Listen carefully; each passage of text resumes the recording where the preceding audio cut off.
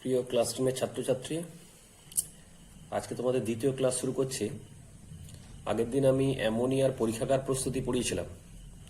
সেই অ্যামোনিয়ার পরীক্ষাগার প্রস্তুতির মধ্যে শর্ত, সমীকরণ, সংগ্রহ, শুষ্ককরণ এবং অ্যামোনিয়ার ভৌত ধর্ম পড়েছিলাম। আজকে আমরা অ্যামোনিয়ার শিল্প প্রস্তুতি কিভাবে করা হয় সেটা পড়ব।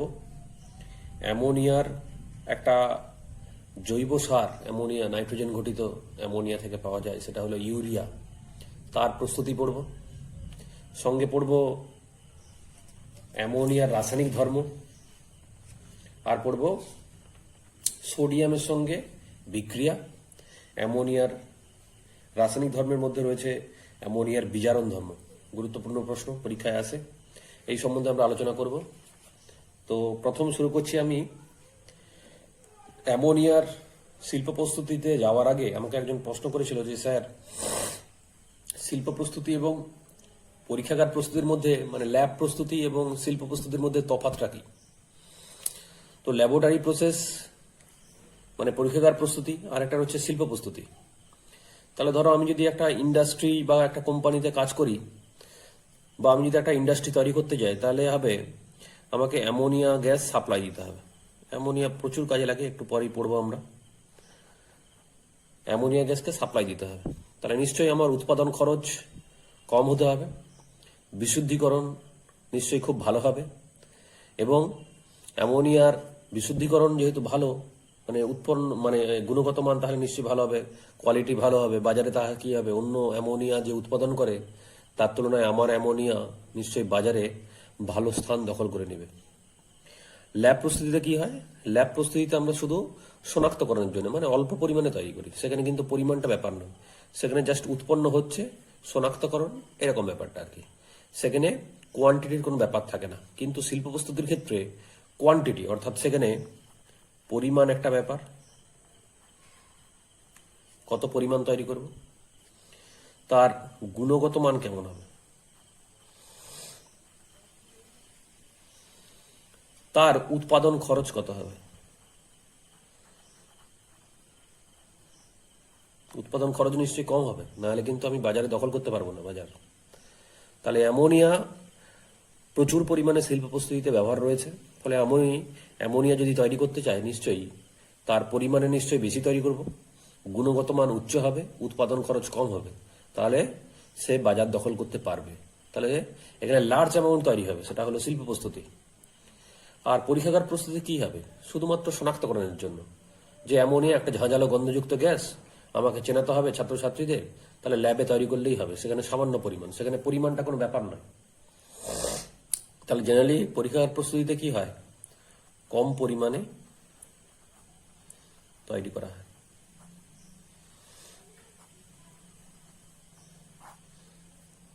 অর্থাৎ বোঝার জন্য যে এটা অ্যামোনিয়া, সেখানে কিন্তু কোয়ান্টিটিটা বিচার্য বিষয় নয়। নেক্সট, এরপরে আমরা যাচ্ছি, সেটা হলো অ্যামোনিয়ার তাহলে শিল্প প্রস্তুতিতে কেমনভাবে করা হয়, কিভাবে প্রচুর পরিমাণে অ্যামোনিয়া উৎপন্ন করা হয়। অ্যামোনিয়ার শিল্প প্রস্তুতির যে নীতিটা রয়েছে সেটা হলো হেবার পদ্ধতি। হেবার হলো বিজ্ঞানীর নাম। এই হেবার পদ্ধতিতে যে কাঁচামাল লাগে, অর্থাৎ রাসায়নিক পদার্থ যেটা,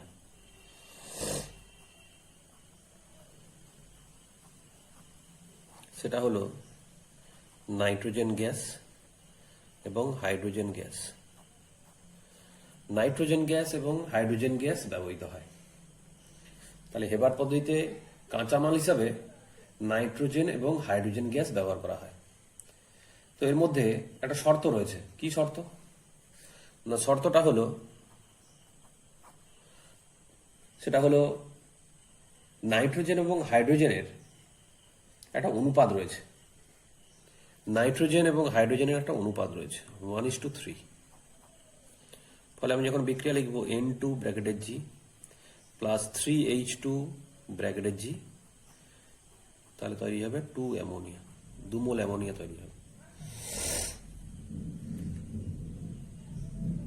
তো এখানে শর্তের মধ্যে রয়েছে 550 ডিগ্রি তোমাকে তাপমাত্রা ইউজ করতে হবে, এবং কি 200 200 বায়ুমণ্ডলীয় চাপ, 200 atmosphere pressure, ATM pressure, 200 atmosphere চাপ এবং 550 ডিগ্রি সেন্টিগ্রেড তাপমাত্রা তোমাকে অ্যাপ্লাই করতে হবে।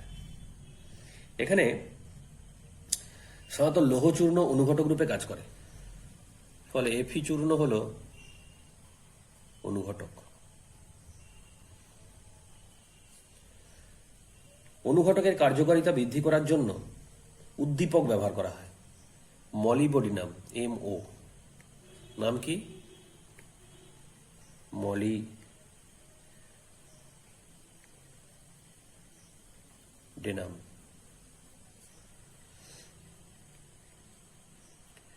একে উদ্দীপক রূপে ব্যবহার করা হয়। বর্তমানে কি করা হয়? এই এফি চূর্ণের পরিবর্তে বর্তমানে তাহলে এফি চূর্ণের পরিবর্তে ফেরিক অক্সাইড,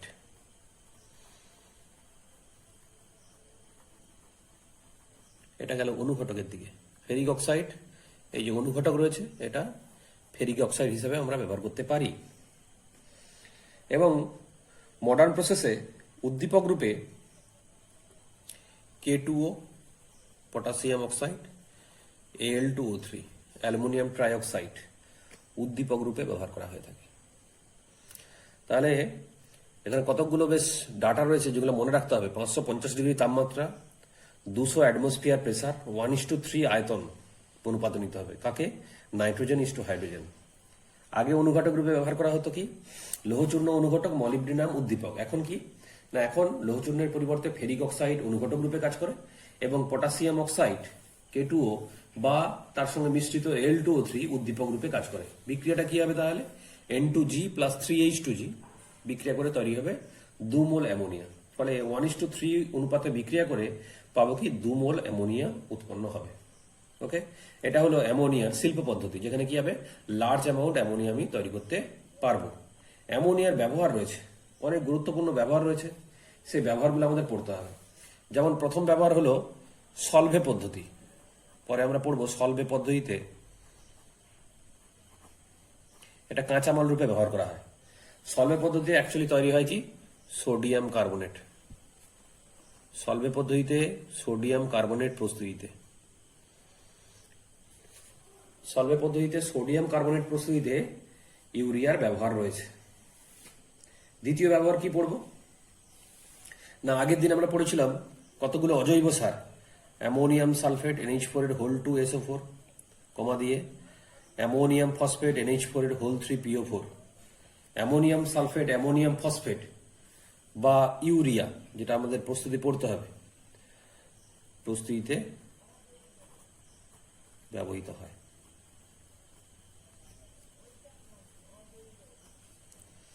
ফলে জৈব সার ইউরিয়া, অজৈব সার অ্যামোনিয়াম সালফেট, অ্যামোনিয়াম ফসফেট, এই সার উৎপাদনে কিন্তু আমরা অ্যামোনিয়াকে ব্যবহার করে থাকি। 3 নম্বর পয়েন্টে হিমায়ক গ্রুপে ব্যবহার করা হয়। একে আমরা হিমায়ক গ্রুপে ব্যবহার করে থাকি।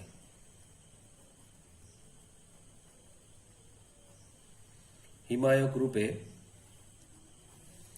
কোল্ড স্টোরেজে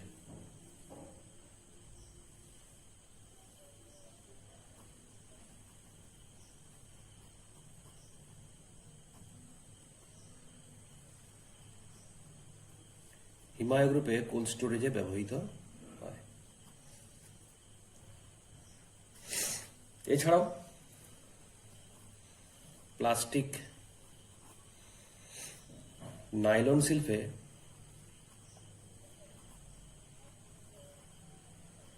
ব্যবহৃত হয়।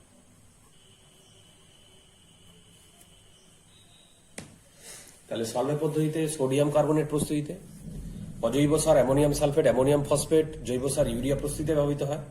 হিমায়ক গ্রুপে কোল্ড স্টোরেজে ব্যবহৃত হয়। প্লাস্টিক, নাইলন শিল্পেও একে ব্যবহার করা হয়ে থাকে। এটা গেল অ্যামোনিয়া শিল্পে ব্যবহার হিসাবে। নেক্সট রয়েছে ইউরিয়ার শিল্প উৎপাদন। ইউরিয়ার সংকেত হলো CONH2 অর্থাৎ কার্বনিল অ্যামাইড, CONH2। যদি গঠন বলে তাহলে কি আছে গঠনটা? C ডবল বন্ড O আছে এদিকে একটা NH2 আর ওদিকে একটা নাইট্রোজেনের সঙ্গে হাইড্রোজেন যুক্ত আছে NH2। এটা হলো ইউরিয়া। এর নীতিটা পড়তে হবে, সেটা হলো একে যখন প্রস্তুত করা হয় তখন কি হয়, carbon die oxide plus ammonia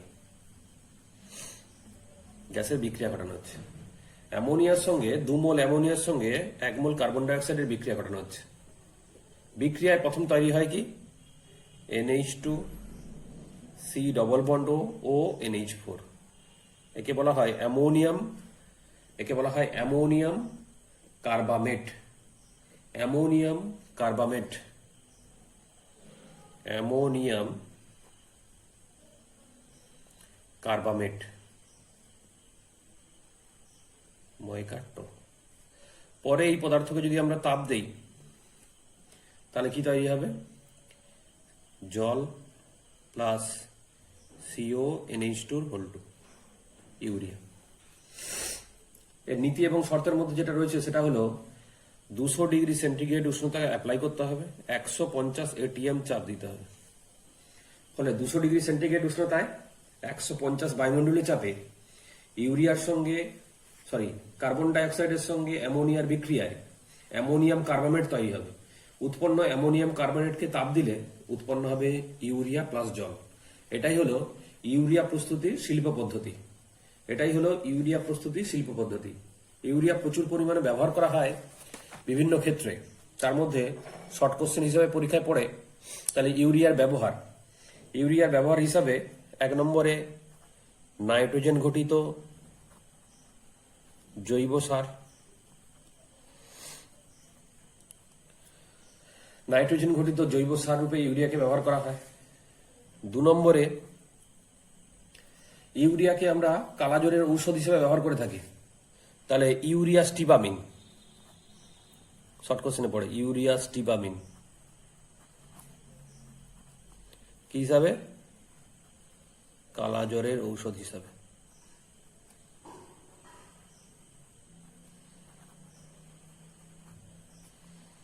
ব্যবহৃত হয়, মানে ইউরিয়া জাত দ্রব্য আর কি, ইউরিয়া স্টিবামিন কালাজ্বরের ঔষধ হিসেবে ব্যবহার করা হয়। এছাড়া ঔষধ প্রস্তুতিতে যে বারবিটিউরেটস রয়েছে,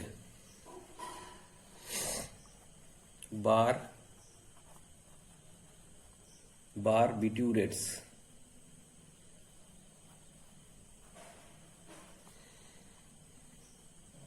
ঘুমের ওষুধ হিসেবে ব্যবহৃত হয়।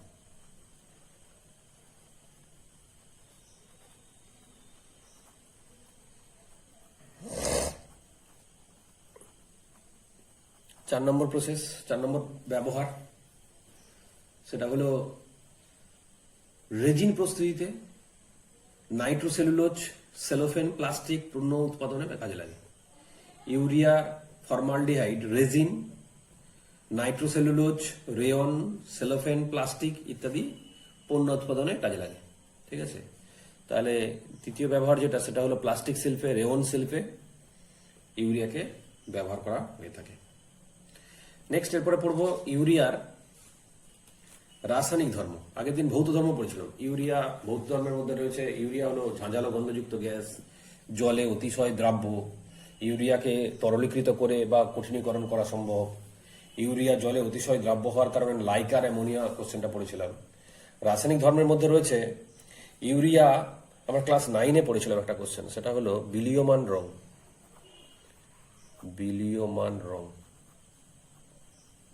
ভ্যানিসিং কালার, তোমাদের দেখিয়েছিল বিলীয়মান রং। অর্থাৎ ফেনফথলিন যুক্ত অ্যামোনিয়ার জলীয় দ্রবণকে বলা হয় বিলীয়মান রং। যেখানে লালচে বেগুনি কালারটা সৃষ্টি হয়, সেই লালচে বেগুনি কালারটা ডিসঅ্যাপিয়ার করে যায় কিছুক্ষণ পরেই। কারণ কি, অ্যামোনিয়ার গন্ধ যতক্ষণ থাকবে রং ততক্ষণ ধরে রাখবে। যাই অ্যামোনিয়া উড়ে চলে যাবে তাই কি হবে, রংটা বিলীন হয়ে যাবে। ওই জন্য একে বলা হয় বিলীয়মান রং। আর এই বিলীয়মান রঙে যেহেতু এ বর্ণ ধারণ করছে ফেনফথলিন, কিরকম বর্ণ না, লালচে গোলাপিও লেখে, লালচে বেগুনি বর্ণ। কখন, যখন ফেনফথলিন যোগ করছে, ফেনফথলিন। তাই এই নির্দেশকের যোগে লালচে বেগুনি বর্ণ ধারণ করেছিল। তার মানে এটা নির্দেশ করছে এ হলো ক্ষারীয় ধর্ম। অ্যামোনিয়ার ধর্মটা কিরকম হবে, ক্ষারীয় যদি হয় তাহলে কি হবে, অ্যাসিডের সঙ্গে বিক্রিয়া করে। তাহলে আগের দিন আমরা পড়েছিলাম অ্যামোনিয়া প্লাস H2SO4। তাহলে এ হলো বেস, এ হলো অ্যাসিড, তাহলে কি হবে লবণ তৈরি হবে, 2 মোল দিয়ে দেয়, তাহলে উৎপন্ন হয়েছিল কি NH4 এর হোল টু SO4। পরীক্ষা যদি দেয় অ্যামোনিয়ার জলীয় দ্রবণ তাহলে বিক্রিয়া কেমন হবে, তাহলে NH4OH লিখবে কিন্তু প্লাস H2SO4, তাহলে উৎপন্ন হবে এর সঙ্গে এর যুক্ত হবে, তাহলে উৎপন্ন হবে NH4 এর হোল টু SO4 প্লাস জল। জলীয় দ্রবণ বললে তাহলে এইটা, আর যদি বলে অ্যামোনিয়া গ্যাসের ক্ষেত্রে তাহলে কিন্তু এইটা লিখবে। জলীয় দ্রবণ বললে তাহলে এই বিক্রিয়াটা লিখতে হবে NH4OH প্লাস H2SO4, তাহলে এখানে লাগবে 2 NH4OH প্লাস H2SO4, উৎপন্ন হবে অ্যামোনিয়াম সালফেট প্লাস জল। হাইড্রোজেনটা ব্যালেন্স করলে কত দাঁড়াবে, 4 × 5 = 10, 2 12, 4 2 × 8, 4 12। ওকে, এছাড়াও নাইট্রিক অ্যাসিডের সঙ্গে যদি আমরা বিক্রিয়া ঘটাই তাহলে এটা হলো এ বিক্রিয়া, বিতে কি হবে NH3 প্লাস ধরো HNO3, অ্যামোনিয়া গ্যাস যেহেতু পড়েছে বিক্রিয়া করছে, তাহলে উৎপন্ন হবে NH4NO3, যাকে বলা হয় অ্যামোনিয়াম, যাকে বলা হয় ammonium nitrate. Ammonium nitrate, nitrate লবণে পরিণত হয়। হাইড্রোজেন 3 একে 4, 4 ব্যালেন্স হয়ে গেছে, ঠিক আছে।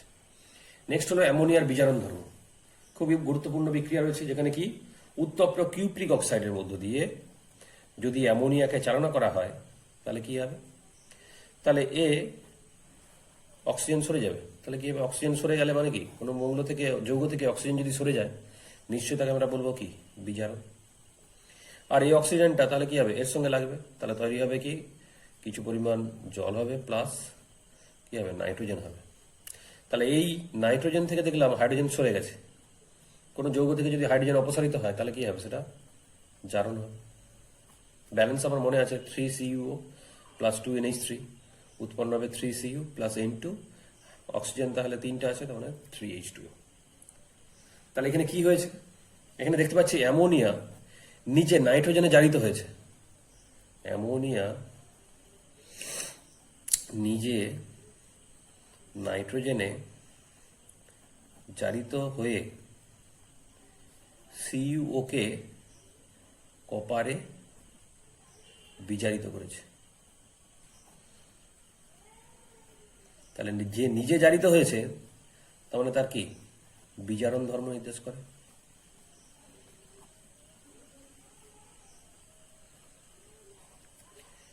তো বিজারণ ধর্মের যদি পরীক্ষা বলে তাহলে কিন্তু এই বিক্রিয়া দিতে হবে। কেউ যদি বলে স্যার এই বিক্রিয়াটা আমার কঠিন হয়ে গেছে, অন্য বিক্রিয়া দেবো, আমি লেড থেকে করেছি, লেড অক্সাইড, কেউ যদি এর পরিবর্তক রূপে PbO করে, PbO দিয়ে একই ধরনের বিক্রিয়া তৈরি হবে, Pb প্লাস নাইট্রোজেন প্লাস জল, সেটাও কিন্তু হবে, কোনো অসুবিধা নেই। ওকে, এটা গেল অ্যামোনিয়ার বিজারণ ধর্ম, যেখানে কিন্তু ওই কথাটা লিখতে হবে যে অ্যামোনিয়া নিজে নাইট্রোজেনে জারিত হয়ে কিউপ্রিক অক্সাইডকে কপারে বিজারিত করেছে, যা কি হয় অ্যামোনিয়ার বিজারণ ধর্মকে নির্দেশ করে। শুধু কিউপ্রিক অক্সাইড নয়, তোমরা লেড অক্সাইডের সঙ্গেও বিক্রিয়া করতে পারো, ঠিক আছে। সোডিয়ামের সঙ্গে বিক্রিয়া, অ্যামোনিয়ার সঙ্গে সোডিয়ামের বিক্রিয়া। অ্যামোনিয়া সোডিয়ামের সঙ্গে যদি বিক্রিয়া করে, সোডিয়াম প্লাস অ্যামোনিয়া তৈরি হবে NaNH2, sodamide. Sodium plus amine sodamide, amide যৌগ তৈরি হয়, প্লাস হাইড্রোজেন গ্যাস তৈরি হয়। এখানে কিন্তু হাইড্রোজেন গ্যাস পাবো, তার বিক্রিয়া কি হবে 2Na প্লাস 2NH3, উৎপন্ন হবে 2NaNH2, 3 2 6, 2 2 4 2 6 মিলে গেছে, তাহলে হাইড্রোজেন গ্যাস হিসেবে পাওয়া যাবে। এই বিক্রিয়া দ্বারা প্রমাণিত হয় যে অ্যামোনিয়ার মধ্যে হাইড্রোজেন বর্তমান আছে, ঠিক আছে। এই সোডামাইডে যদি পরীক্ষায় পড়ে সোডামাইড উৎপন্ন যৌগে আবার জল যোগ করা হলো, তাহলে কি হবে, তখন কি হবে NaOH হবে প্লাস অ্যামোনিয়া গ্যাস আবার ফিরে পাবো। ফলে কি নির্দেশ করে যে অ্যামোনিয়ার মধ্যে হাইড্রোজেন পরমাণু বর্তমান রয়েছে। তাহলে এই পরীক্ষা দ্বারা প্রমাণিত হবে অ্যামোনিয়ার মধ্যে হাইড্রোজেন পরমাণু বর্তমান।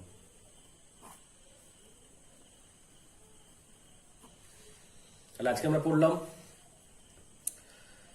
যে শিল্প পদ্ধতি এবং পরীক্ষাগার পদ্ধতির মধ্যে পার্থক্য কোথায়।